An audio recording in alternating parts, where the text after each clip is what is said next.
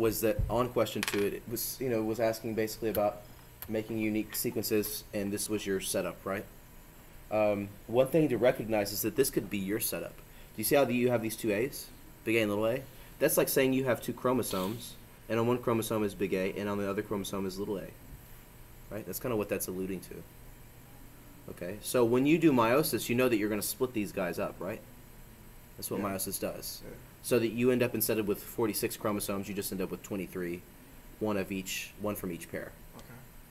Okay, so basically when you create a sperm or an egg cell, you kind of have to look at your A's, your B's, your C's, your D's, and your E's, and you kind of have to split them up.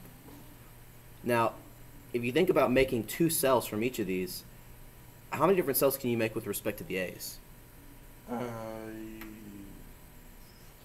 2. Only 2, yeah, because there's a big A and there's a little A. So there's a big A version and there's a little a version. Yeah. So that would be 2 forms you could make there.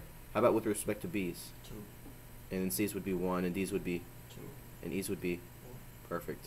I know you multiply. Mm-hmm. So And this is a lot like back in the day when, this question would have been solved back in the day by doing big A, big B, big C, big D, big E, and then like switching it around, right? But that's for 3rd grade. Yeah. This is the way to solve it with multiplication. And so there it is. 2 times 2 times 1 times 2 times 1. Okay, was Rashid just in here? 'Cause I smell him. Is he in your last class?